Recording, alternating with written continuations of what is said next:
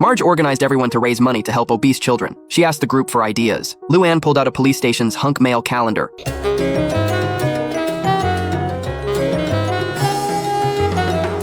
One woman suggested the protagonist could swap places with them. Then it's set. We'll do it on the 25th of...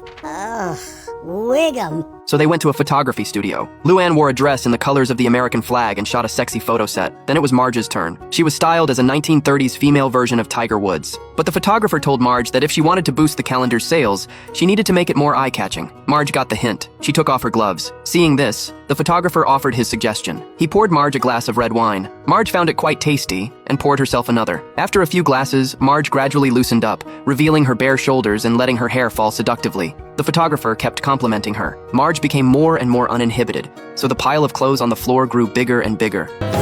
Whoops! Meanwhile, at the nuclear power plant, Homer's supervisor had quit. While Homer and his two friends were celebrating, Mr. Burns found them. He planned to promote one of them to supervisor, so he observed the three men.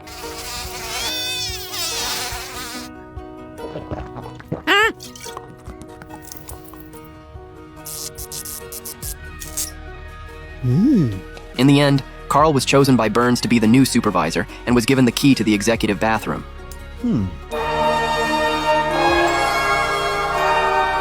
Homer figured that now that Carl was their boss, they could basically do whatever they wanted. Yeah!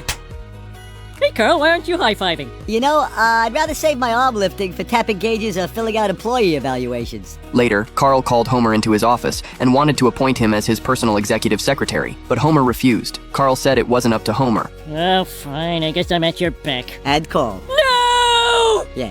On the other side, Marge took the kids to church. A crowd had gathered outside the church entrance, each person holding the new calendar. When they saw Marge approaching, they all gave her extremely high praise. After work, Homer came home exhausted, but Marge was very excited. She told Homer her calendar was really popular. Calendar? Oh my god, I forgot to move Carl's 12:30 to 2:30. Marge kissed the anxious Homer, wanting him to do something big with her. But Homer had zero interest. A passionate Marge didn't want to give up. She initiated a kiss, but the next second, Homer was already asleep. Tomorrow, my love. The following evening, Homer was still complaining about Carl's work assignments. Marge said she had a way to help him relax. Wash my car, refoam my latte, book me a massage, shiatsu or better. Leave me alone, you two! On the third night, Homer realized he had been neglecting Marge. He booked a romantic hotel room. Although he had worked 100 hours that week, he had caught up on sleep on the way to the hotel. He was fully ready. Marge had bought some little props and was prepared to go all night with Homer, so she let her long hair down. We're gonna be a star in the morning. Damn it!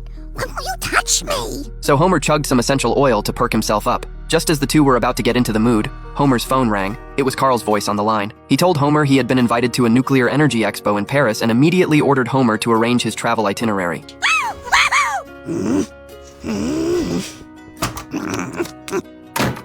Before Homer left, Marge complained that the most intimate moment she had with Homer this week was when she was ironing his clothes. Actually, those were Carl's shirts.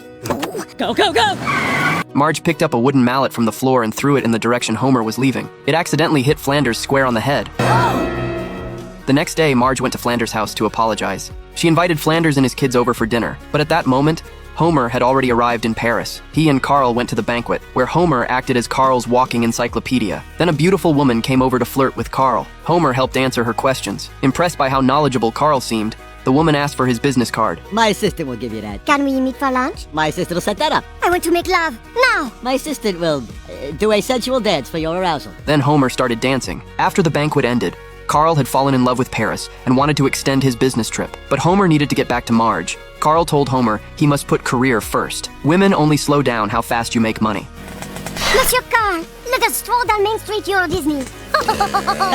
So Homer walked the streets alone. Everywhere he looked, he saw Marge's face. Meanwhile, Marge had already set the table, but Lisa and Bart were going to a classmates' party, so Marge ended up having dinner alone with the Flanders family. The doorbell rang. It was only Flanders outside. Where are the boys? His kids had been grounded for misbehaving, so tonight it would just be the two of them. Flanders helped Marge prepare dinner. While washing lettuce, he accidentally splashed water onto both of them. Marge looked at the wet Flanders across from her and felt her heart race. Flanders also found Marge extremely attractive. Just as they were about to kiss, a bell rang and snapped them out of it. At that moment, Homer's phone rang again. Carl told him to come to his room to check in, but by now, Homer had already returned to Springfield. After dinner, Marge brought out strawberries and whipped cream. The way they ate was very suggestive. When some cream got on Flanders' mustache, Marge took a handkerchief and wiped it off for him. The atmosphere turned intimate once more. Fortunately, the photo on the wall stopped things from going further.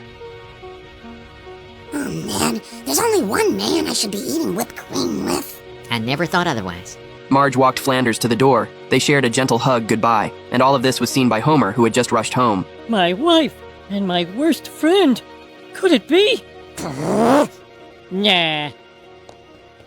Homer, you're back! Hey, Ned.